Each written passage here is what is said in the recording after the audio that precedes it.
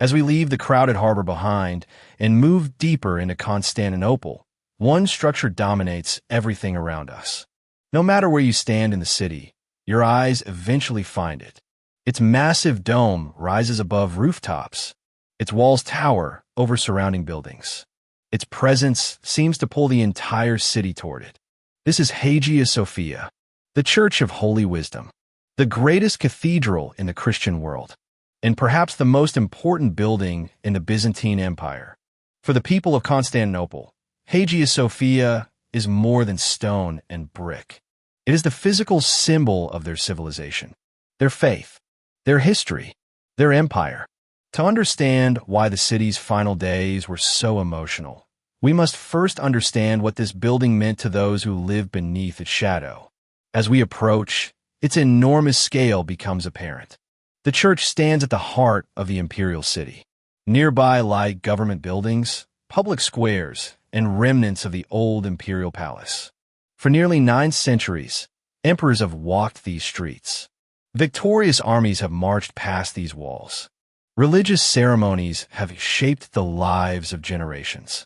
The structure before us was completed in the year 537, almost 1,000 years ago. At the time, it was unlike anything the world had ever seen. Its creator was Emperor Justinian I, one of the most powerful rulers in Roman history. When construction finished, legend claims Justinian looked upon the completed cathedral and declared, "I have surpassed Solomon." Whether he actually said those words remains uncertain. But standing before Hagia Sophia, it is easy to understand the pride behind them. The building seems impossible. Its massive central dome appears to float above the earth. Even modern visitors often struggle to comprehend how medieval engineers achieved such a feat. In 1453, it remains one of the greatest architectural achievements ever created. As we enter through the enormous doors, the city noise fades behind us. Immediately, the atmosphere changes. The interior is vast, far larger than most visitors expect. Sunlight pours through dozens of windows surrounding the dome. Golden light fills the immense space. Marble columns rise toward the ceiling. Polished stone reflects the sunlight. The effect is breathtaking. Travelers from across the world describe similar reactions. Many enter expecting a church. Instead, they find something closer to a wonder of the world. Above us, the Great Dome dominates the interior. For centuries, visitors have struggled to describe its appearance. Some say it resembles heaven itself. Others claim it appears suspended by invisible chains. The engineering remains astonishing. The dome seems almost weightless. It floats above the worshippers gathered below. Yet Hagia Sophia is not merely impressive because of its size. It is also beautiful. The walls are covered with mosaics. Gold glitters throughout the interior. Images of Christ, the Virgin Mary, angels, saints, and emperors decorate the sacred spaces. Many of these artworks are centuries old. Some were created by artists whose names have long been forgotten. Yet their work still inspires awe.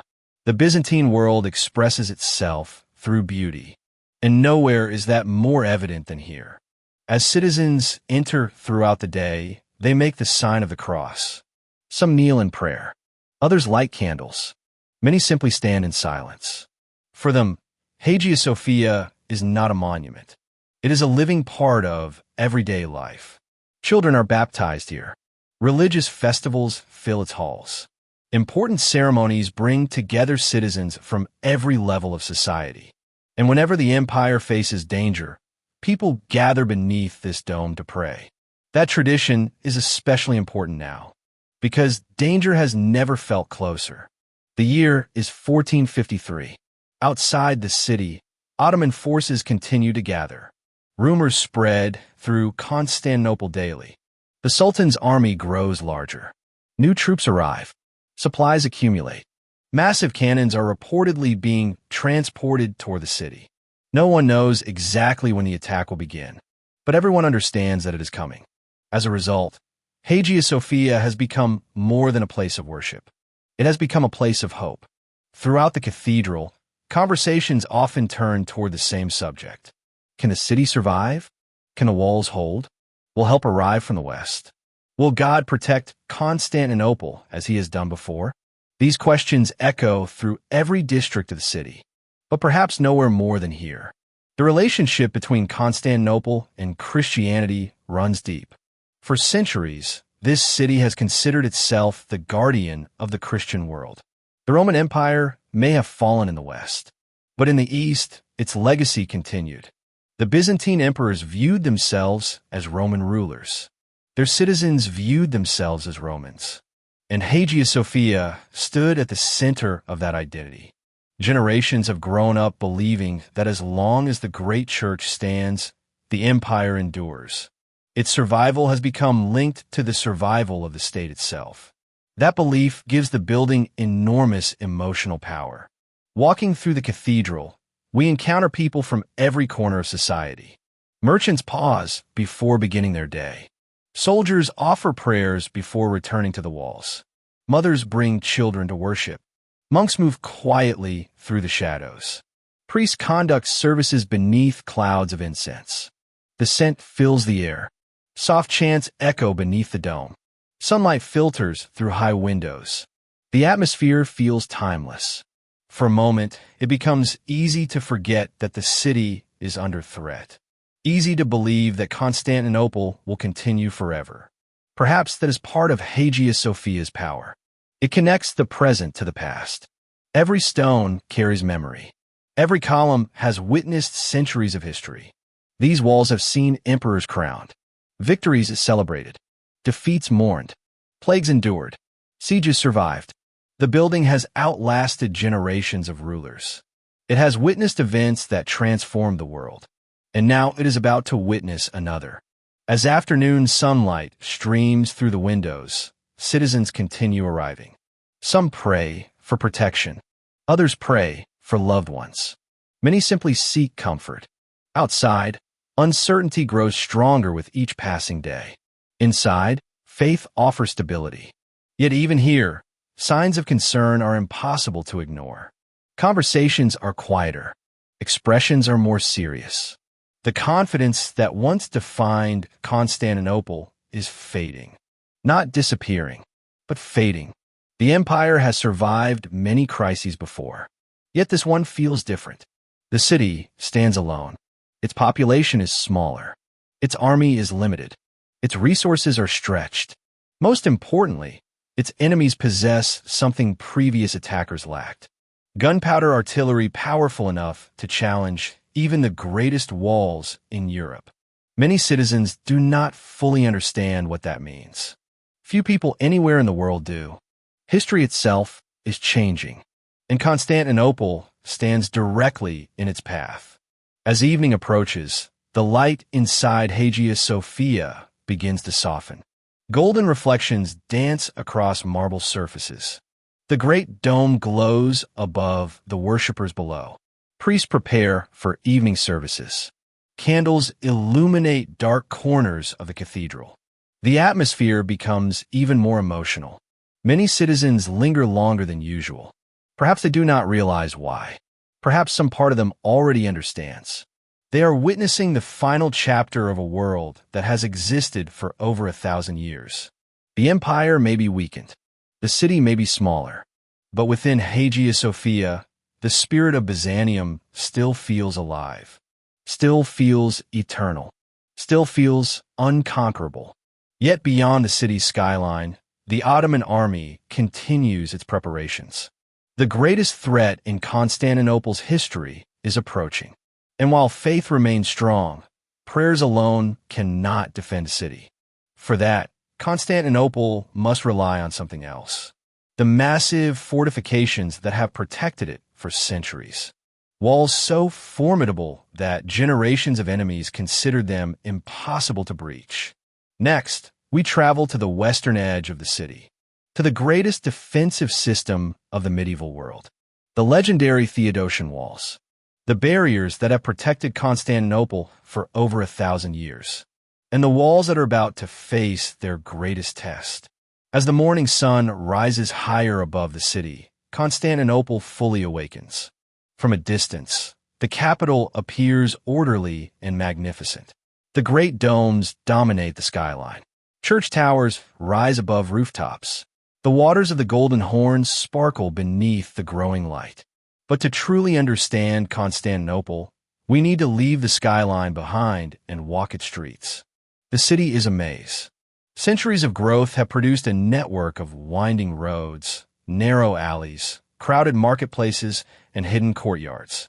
Unlike the carefully planned cities of the Roman world, Constantinople evolved over generations. Every neighborhood has its own character. Some streets are broad enough for carts and animals to pass comfortably. Others are so narrow that neighbors can almost shake hands through their windows. The roads themselves vary greatly. In some districts, ancient stone paving remains from earlier centuries. Elsewhere, dirt and gravel pathways wind between homes and workshops. As we walk deeper into the city, the sounds become overwhelming. Merchants shout advertisements. Blacksmiths hammer glowing metal. Church bells echo across the rooftops. Animals bray and bark. Dockworkers call instructions from the harbor. Thousands of voices blend together into the constant background noise of urban life. This is not a quiet city. It is alive. Our first stop is one of the city's marketplaces. Markets are the beating heart of Constantinople. Long before modern stores existed, nearly every aspect of daily life passed through these commercial centers. The moment we enter the market district, the smells arrive first. Fresh bread, olive oil, fish from the harbor, spices imported from distant lands, smoke from cooking fires, leather from workshops. Wooden stalls fill the streets. Vendors arrange fruits and vegetables grown both inside and outside the city walls. Others sell fish freshly caught from the Bosporus and the Sea of Marmara. Nearby, merchants display imported goods from every corner of the known world. Silks from the East, spices from Asia, fine fabrics from Italy, jewelry crafted by local artisans, glassware, pottery, wine, and precious metals. Even in decline, Constantinople remains one of the greatest trading centers on Earth. Its location guarantees it. Anyone moving goods between Europe and Asia eventually passes through here. The market crowds reflect that reality. Most people speak Greek, but other languages can be heard everywhere. Italian merchants negotiate prices. Armenian traders speak cargo. Slavic travelers browse local goods. Sailors from distant ports exchange information and rumors. The city remains a crossroads of civilizations. Every face tells a different story. Some visitors have traveled hundreds or even thousands of miles to reach Constantinople. Others have lived here for generations. As we continue through the market, we notice something else. Despite the uncertainty surrounding the city, business continues. People still need food. Families still need clothing. Merchants still need customers. Life does not stop simply because danger approaches. The citizens understand that better than anyone. Leaving the marketplace behind, we move into one of Constantinople's residential districts. The atmosphere changes immediately. The crowds thin. The noise softens. Rows of houses line the streets. Most are modest by modern standards. Many homes are built from timber and brick.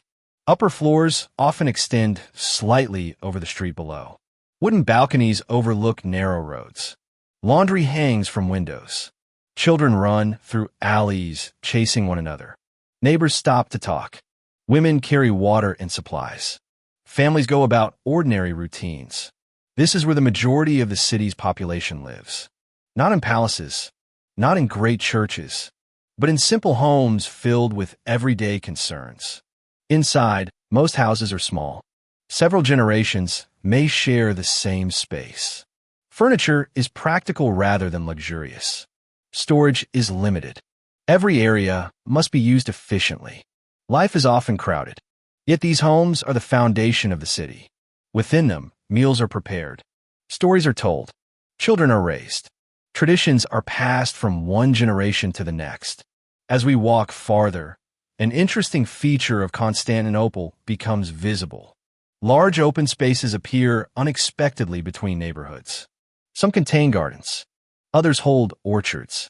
A few are even used as farmland. This surprises many modern visitors. After all, Constantinople was once one of the largest cities in the world. Why would farmland exist inside the city walls? The answer reveals much about the empire's decline. Centuries earlier, these areas were densely populated districts. Houses, shops, and workshops filled every available space.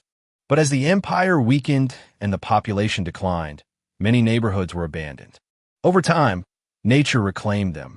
Citizens transformed empty land into productive gardens. Vegetables, fruits, and livestock now occupy spaces that once held thousands of residents. The result is unusual. Parts of Constantinople feel like a great imperial capital. Other parts feel almost rural. Both realities exist side by side. Continuing downhill, we eventually reach the waterfront. The Golden Horn dominates the landscape. This remarkable harbor has shaped Constantinople's destiny for more than 1,000 years. Its waters are calm and protected. Its location is ideal. Its value is impossible to overstate.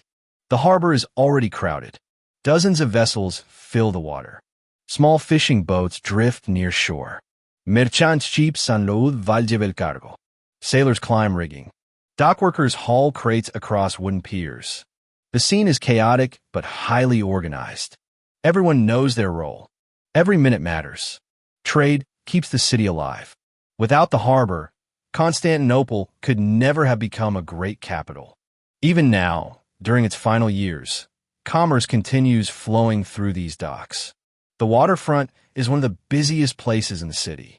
Warehouses line the shore. Merchants inspect shipments. Animals pull carts loaded with supplies.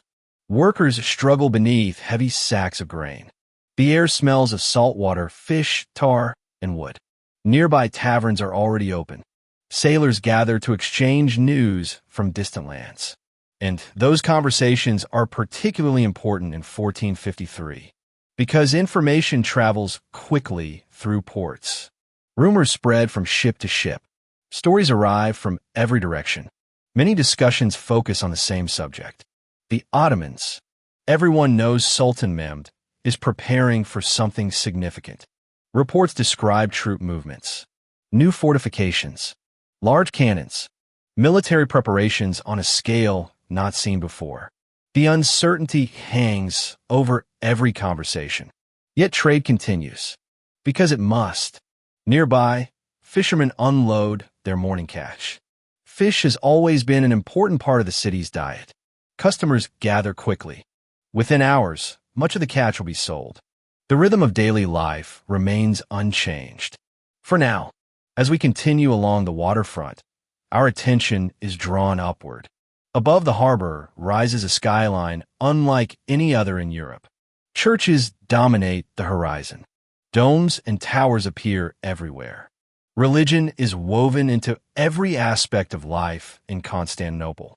The city contains hundreds of churches, chapels, monasteries, and religious institutions. Some are enormous. Others are hidden within neighborhoods. But all play an important role. Monks move quietly through the streets.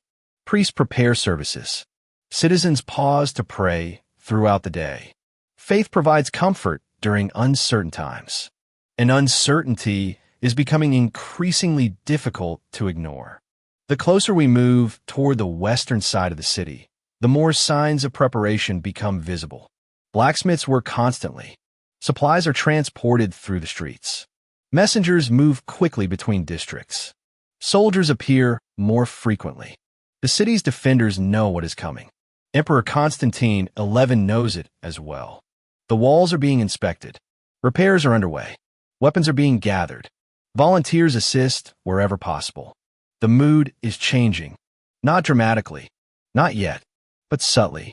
The city feels watchful. Alert. As if everyone senses that a storm is approaching. And in many ways, it is. Yet, ordinary life continues alongside these preparations. A baker still sells bread. A fisherman still repairs his nets. Children still play in the streets. Merchants still argue over prices. Church bells still ring across the city. This contrast is what makes Constantinople in 1453 so fascinating. The city exists in two realities at once. One is familiar, normal, comfortable.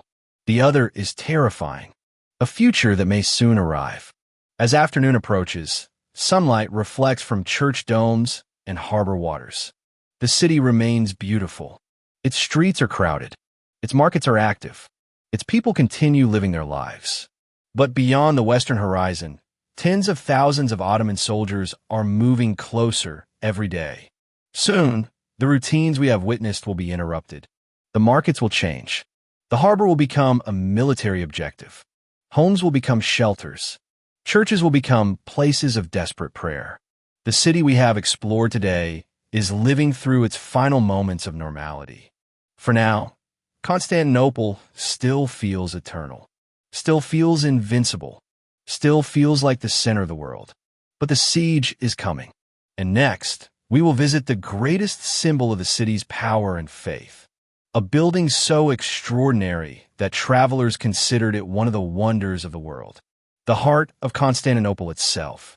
Hagia Sophia, a city so rich that travelers claimed its markets contained goods from every corner of the known world.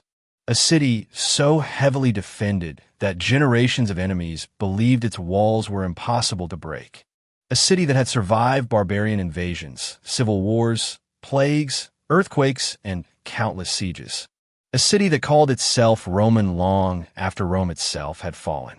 This was Constantinople, the capital of the Byzantine Empire. Today, we're going to travel back in time and walk through Constantinople exactly as it appeared just before its fall. Using historical records, archaeology, and AI reconstruction, we'll explore its streets, markets, churches, palaces, and mighty walls. We'll see the city not as ruins, but as a living place filled with merchants, sailors, priests, soldiers, and ordinary families trying to continue their lives while an enormous Ottoman army gathers outside. Because when people imagine the fall of Constantinople, they often picture the final battle, the breach in the walls, the desperate fighting, the end of an empire. But before all of that, there was a city, a real city, a place where people woke up every morning, opened their shops, prayed in churches, bought bread in markets, and watched ships enter one of the busiest harbors on earth. And that is where our story begins. It is dawn. The year is 1453. The month is April. The first rays of sunlight appear over the eastern horizon. Slowly, darkness retreats from the waters of the Bosporus. A cool morning mist hangs above the sea.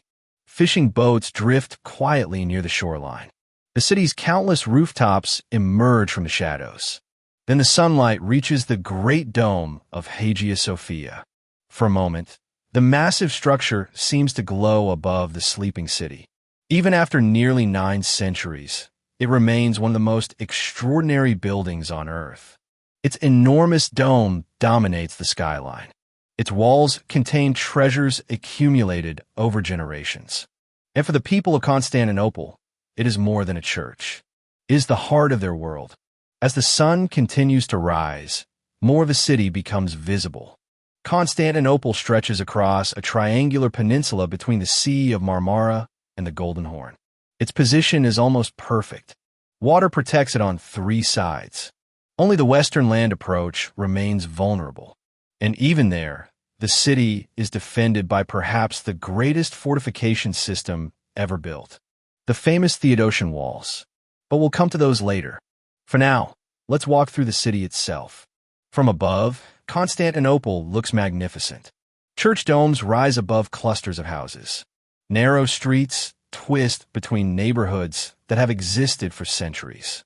Gardens and orchards appear unexpectedly between buildings. Monasteries stand beside workshops.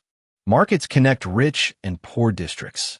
Everywhere, signs of a city that has served as an imperial capital for more than 1,100 years. Yet there is something different about Constantinople in 1453, something that wouldn't have been visible during its golden age. The city is smaller than it once was. Centuries earlier, nearly 500,000 people may have lived here. Now the population is perhaps 50,000, maybe slightly more. maybe slightly less. Entire districts that were once crowded have become quiet. Some former neighborhoods have turned into gardens and farmland within the walls. The empire that once ruled much of the Mediterranean has shrunk dramatically. In fact, by 1453, the Byzantine Empire consists of little more than Constantinople itself and a handful of remaining territories. The city still looks impressive, but it is the capital of an empire that is dying. The people know it, their emperor knows it, and their enemies certainly know it. Yet life continues. The city awakens. Church bells begin ringing across Constantinople. The sounds echo through narrow streets and open squares. Monks emerge from monasteries. Priests prepare for morning services. Citizens make their way toward churches. Religion shapes nearly every aspect of life here. For many residents, prayer is as much a part of the morning routine as eating breakfast. The streets slowly fill with activity. Merchants unlock wooden shutters. Workshop owners prepare for another day of business. Laborers carry tools through winding roads. Donkeys and carts begin moving supplies between districts. Children run through alleyways. Sailors head toward the harbors. Despite the uncertainty hanging over the city, people still have lives to live. The smell of fresh bread spreads through residential neighborhoods. Bakers have already been awake for hours. Their ovens burn throughout the night. Soon customers arrive carrying baskets. Simple transactions repeat themselves just as they have for generations. Nearby, small markets begin to fill. Farmers bring vegetables grown within the city walls. Fishermen unload their catches. Merchants arrange spices, fabrics, oils, and imported goods. The variety is astonishing. Even in decline, Constantinople remains one of the great trading centers of the world. Goods arrive from the Black Sea, from Italy, from the Balkans, from Anatolia, from lands far beyond the city's horizon. Languages from many cultures mix together in the markets. Greek dominates daily life, but travelers might also hear Italian, Turkish, Slavic languages, Arabic, Armenian, and more. This diversity has always been one of Constantinople's greatest strengths. The city sits at the crossroads of civilizations. Europe meets Asia here. East meets West. For centuries, merchants crossing between continents have passed through these streets. As the morning progresses, activity increases around the Golden Horn. This natural harbor is one of Constantinople's greatest assets. Protected from rough seas and positioned perfectly for trade, it has made the city wealthy for generations. Ships crowd the waterfront. Cargo is unloaded. Dockworkers move crates and barrels. Sailors shout instructions. Merchants inspect valuable goods arriving from distant ports. The harbor is noisy, chaotic, alive. Yet beyond the harbor, beyond the rooftops and church domes, danger is approaching. Many citizens already know it. Rumors have circulated for months. Reports arrive almost daily. The young Ottoman Sultan, Mehmed II, has been preparing. He is ambitious, determined, and unlike many rulers before him, he believes Constantinople can be conquered. Across the countryside outside the city, Ottoman forces are gathering. Soldiers, engineers, artillery specialists, supplies, thousands upon thousands of men. The greatest threat Constantinople has faced in centuries. Inside the city, reactions vary. Some citizens remain hopeful.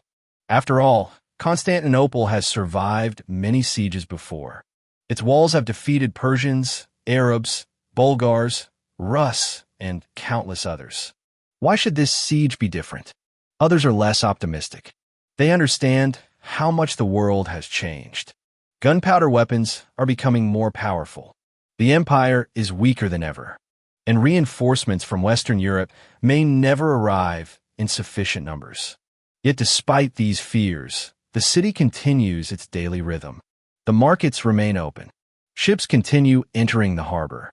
Church services proceed as normal. Children still play in the streets. Life goes on because it must. No one knows exactly how much time remains.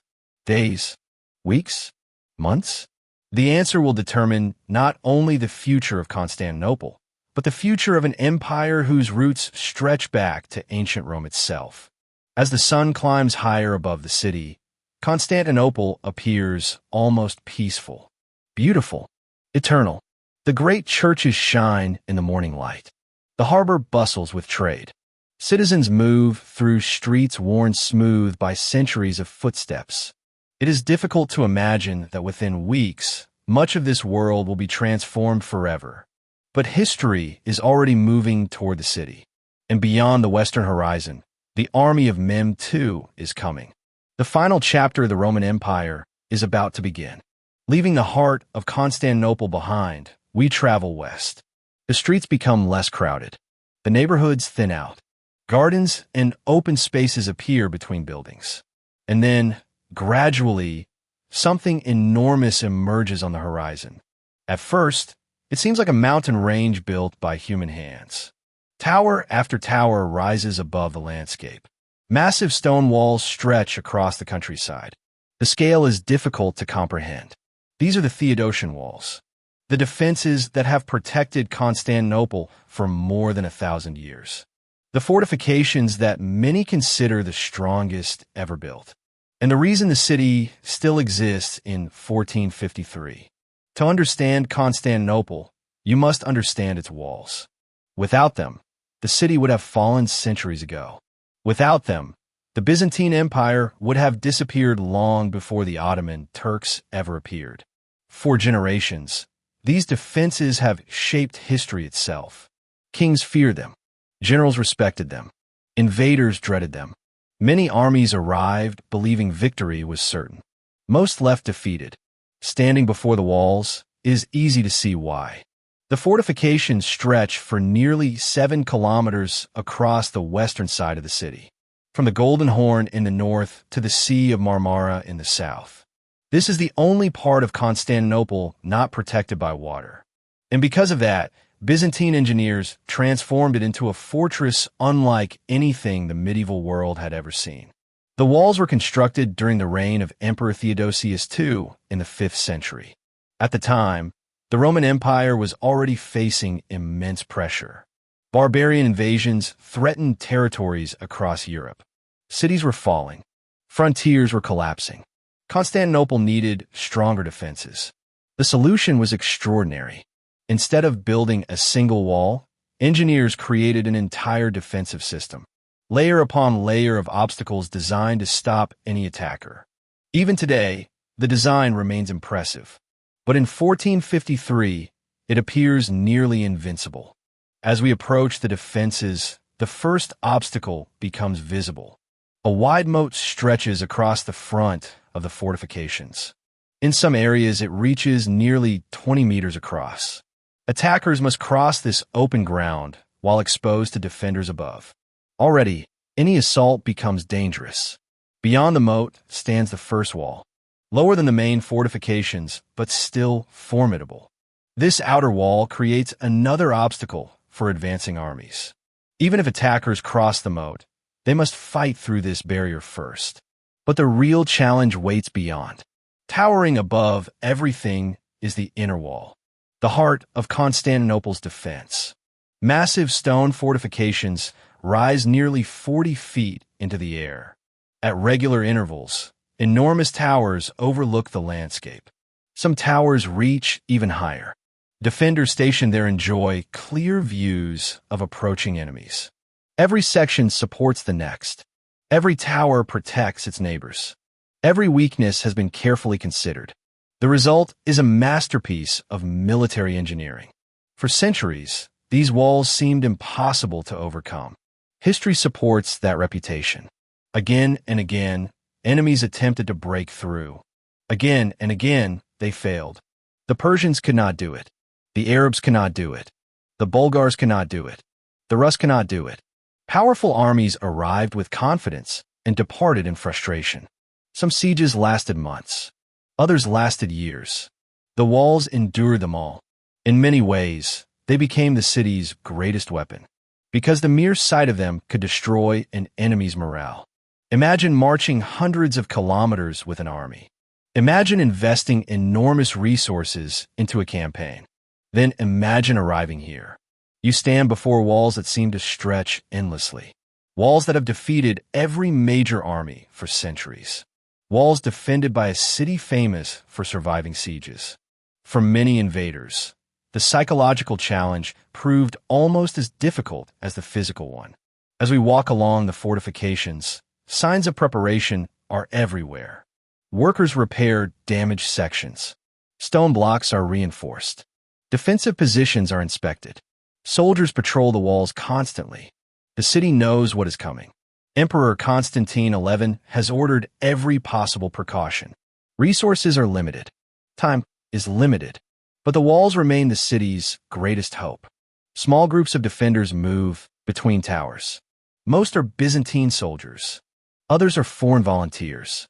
In fact, one of Constantinople's most important defenders is not Byzantine at all.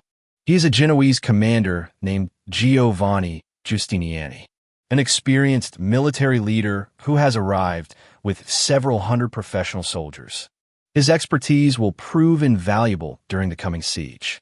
Many citizens take comfort in his presence. They know experienced commanders matter, especially when facing an enemy as powerful as Sultan Mehmed II. From atop the walls, the view is remarkable. The countryside stretches toward the horizon. Roads snake through fields and forests. Villages dot the landscape. At first glance, everything appears peaceful. But look closer. In the distance, movement becomes visible. Columns of men, supply wagons, military activity. The Ottoman Empire is coming. Reports arriving from scouts confirm it. Mehmed is assembling one of the largest armies Constantinople has ever faced. Some estimates suggest more than 80,000 soldiers. Others place the number even higher. Whatever the exact figure, one fact is undeniable. The defenders are vastly outnumbered. Inside Constantinople, perhaps 7,000 men are available for defense. Only 7,000, against tens of thousands. If the city survives, it will not be because of numbers. It will be because of these walls. Yet there is a problem unlike any faced by previous defenders. For centuries, the Theodosian Walls were designed to resist ladders, siege towers, battering rams, and conventional assaults. They excelled against traditional medieval warfare. But the world is changing. A new technology is transforming military strategy. Gunpowder. Cannons have existed for some time. However, most remain relatively limited in effectiveness. The walls have survived artillery before. But Mehmed intends something different. Something unprecedented. Rumors spread throughout Constantinople regarding a massive cannon. A weapon built specifically for the siege. A machine so enormous that many struggle to believe the stories. Some reports claim it can fire stone projectiles weighing hundreds of kilograms. Others insist the weapon can shatter walls previously considered indestructible. No one knows exactly what to expect, but the rumors are unsettling, because even the strongest fortifications have limits. The defenders understand this. As we continue along the walls, conversations frequently return to the same subject. Can the walls withstand modern artillery? Can centuries-old defenses survive a new age of warfare? No one knows. History offers little guidance. The technology is too new. The scale is too unprecedented. For the first time in generations, uncertainty surrounds Constantinople's greatest strength. Yet confidence remains surprisingly high. After all, the walls have survived countless threats. Many citizens believe they will survive this one as well. Faith reinforces that belief. Experience reinforces that belief. History reinforces that belief. From childhood, Constantinople's residents have grown up hearing stories of miraculous victories. Stories of enemies turned back. Stories of divine protection. Stories of impossible survival. The walls are more than stone. They are symbols. Symbols of endurance. Symbols of continuity. Symbols of a civilization that refuses to disappear. As afternoon fades toward evening, soldiers continue their patrols. Workers finish repairs. Citizens occasionally visit the fortifications to observe preparations. Everyone understands the importance of this place. If the walls hold, the city survives. If the walls fall, everything changes. The future of Constantinople rests upon these stones. For over 1,000 years, they have never failed. They have stood against emperors, caliphs, kings, and conquerors. They have witnessed the rise and fall of nations. They have protected one of history's greatest cities. But now a new enemy approaches. An ambitious young ruler determined to accomplish what generations before him could not. Beyond the horizon, Sultan Mehmed II gathers his army, his engineers, his artillery, his dreams of conquest. Soon, the greatest siege of the Middle Ages will begin. And for the first time in their long history, the Theodosian Walls are about to face an enemy capable of changing the rules of war itself.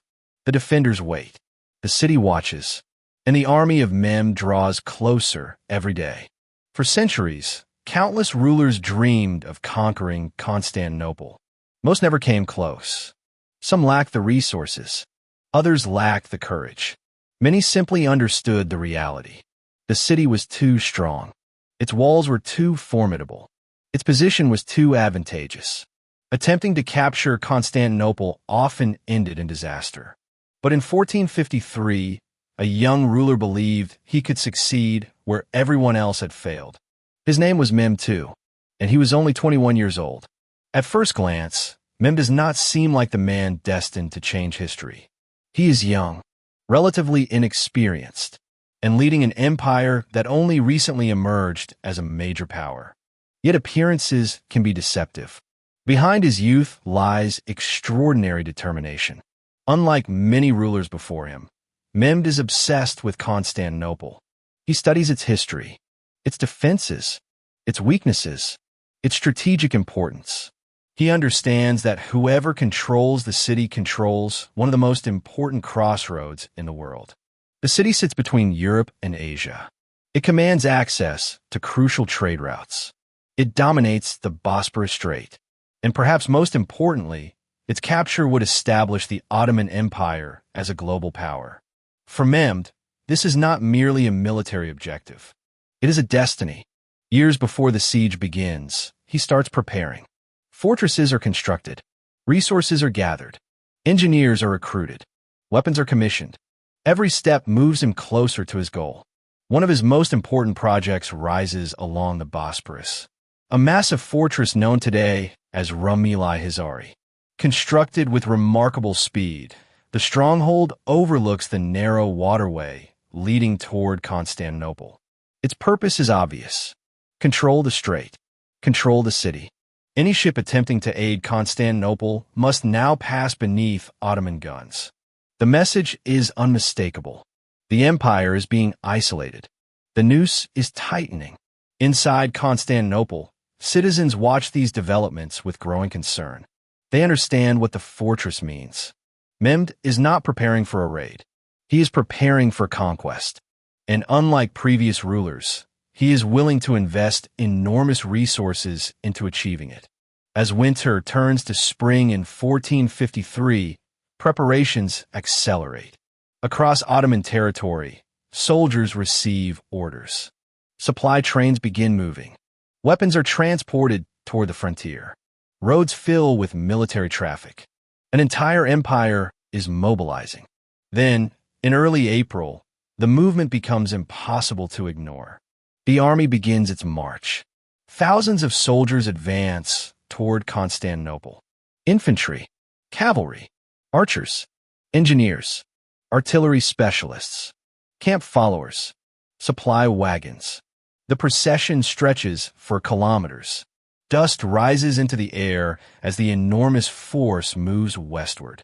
Villages along the route watch in amazement. Few people have ever seen an army this large. The Ottoman military machine is among the most powerful in the world. Disciplined, experienced, confident, and now it is focused entirely on one objective: the fall of Constantinople. At the center of it all rides Mehmed himself, young but determined, ambitious but patient. He understands the significance of what lies ahead. If he succeeds, he will achieve something no ruler has accomplished for more than 1,000 years. If he fails, he risks humiliation on a historic scale. The stakes could not be higher. Yet Mehmed appears remarkably calm, because he believes he possesses an advantage previous conquerors never had. Artillery.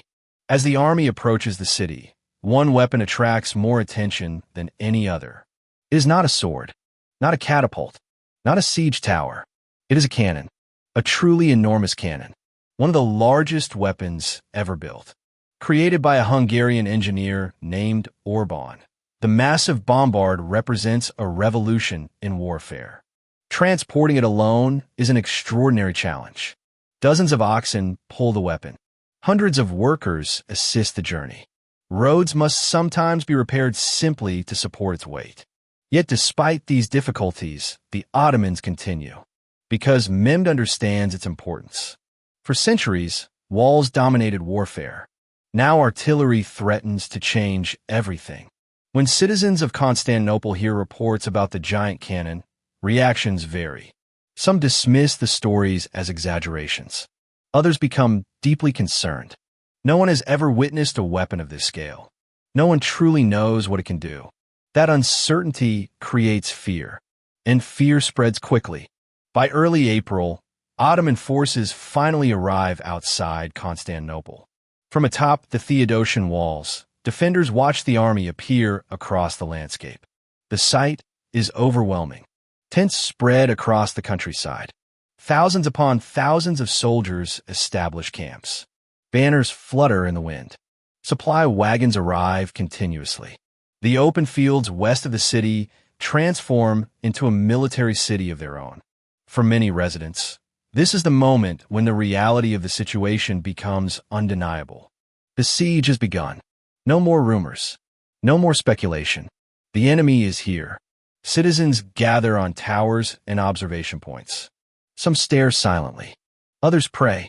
Many struggle to comprehend the scale of what they are seeing. The Ottoman camp seems endless. Rows of tents stretch toward the horizon.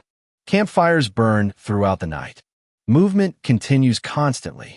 Everywhere there is activity, preparation, organization, purpose. The contrast between the two sides is striking. Inside Constantinople, perhaps 50,000 civilians and roughly 7,000 defenders wait behind the walls. Outside stands one of the largest armies in Europe, an empire at the height of its strength, confronting an empire in decline. Yet numbers alone do not guarantee victory. Mehmed understands this. That is why his first actions focus on preparation rather than assault. Engineers begin surveying the terrain. Artillery positions are selected. Supply networks are organized. Defensive trenches are dug. The Ottoman army settles into position with remarkable efficiency. The siege becomes a test of endurance, a contest between walls and artillery, between faith and ambition, between history and the future. Soon, the giant cannons are assembled. The defenders watch nervously. Even from a distance, the weapons appear enormous. The largest bombard is almost unbelievable. Its bronze barrel dwarfs the men standing beside it. When workers prepare the weapon, curiosity spreads throughout both camps. Everyone wants to see what happens. Then comes the first test firing. The result is terrifying. The explosion echoes across the countryside. Birds scatter into the sky. The ground trembles. A massive stone projectile launches forward. Witnesses describe the sound as thunder. Some claim it can be heard kilometers away. For the people inside Constantinople, the message is immediate and unmistakable. This siege will be different. The age of traditional warfare is ending. A new era has arrived, and it is pointed directly at their walls. Yet despite the growing danger, morale inside the city does not collapse. Far from it. The defenders remain determined. Emperor Constantine XI continues organizing resistance. Soldiers take positions along the walls. Volunteers assist with repairs. Citizens provide supplies. Churches remain full. Hope survives. After all, Constantinople has endured impossible odds before. The walls still stand. The city still lives. The empire still exists. Many believe that will continue. Many believe divine intervention will once again save Constantinople. Others place their faith in the walls themselves. The Theodosian fortifications have defeated greater armies before. Perhaps they will do so again. As evening falls across the battlefield, thousands of campfires illuminate the Ottoman camp. The sight is both beautiful and terrifying. A sea of lights stretches across the darkness. Inside the city, citizens observe from towers and rooftops. Some watch in silence. Some whisper prayers. Others simply stare. The future of their world now rests upon the coming weeks. Beyond the walls waits one of the most powerful armies ever assembled. Behind the walls waits the last remnants of the Roman Empire. Neither side intends to retreat. Neither side can afford defeat. The stage is set. The armies are in position. The cannons are ready. And soon, the silence will end. The bombardment of Constantinople is about to begin. The greatest siege of the Middle Ages has entered its opening chapter. The first cannon fires at dawn. A thunderous explosion rolls across the countryside. The sound echoes from the walls, across the harbor, and through every district of Constantinople. Citizens stop what they are doing. Merchants pause in the markets. Workers look toward the western horizon. Children fall silent. For a moment, the entire city seems frozen. Then comes a second explosion, and a third. The siege has truly begun. For the people of Constantinople, life changes overnight. The city still exists. The streets are still crowded.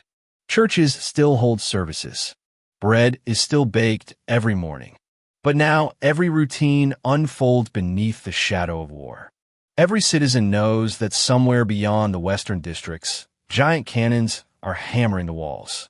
Every day begins with the same question. Are the defenses still holding?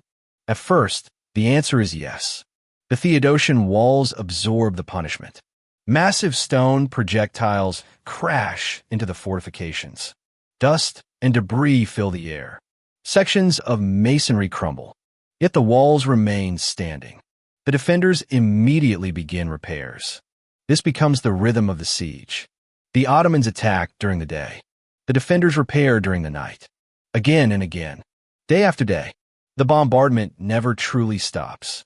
Throughout the city, people quickly adapt to a new reality. Normal life continues where possible. Markets remain open. Shops still conduct business. Families continue preparing meals. But everything feels different.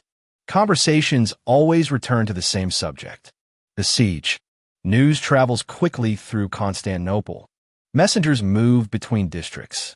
Soldiers returning from the walls share updates. Rumors spread from neighborhood to neighborhood. One morning, people hear that a section of wall has been damaged. Later that afternoon, another rumor claims repairs are already complete. The emotional state of the city rises and falls with every report. Hope one day, fear the next. Yet despite the uncertainty, the population remains remarkably resilient. Many citizens have experienced hardship before. Their city has survived plagues, earthquakes, political crises, previous sieges. History has taught them endurance. Now, that endurance is being tested once again. The most important gathering place becomes Hagia Sophia. Each day, worshippers fill the great cathedral.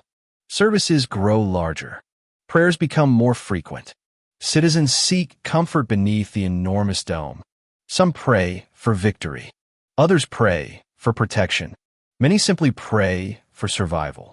The atmosphere inside the church becomes increasingly emotional. People understand what is at stake. This is no ordinary conflict. If Constantinople falls, an entire civilization may disappear with it. For generations, the Byzantine Empire has represented the continuation of Rome. Now that legacy hangs in the balance. Outside Hagia Sophia, processions move through the streets. Priests carry sacred icons. Citizens follow behind.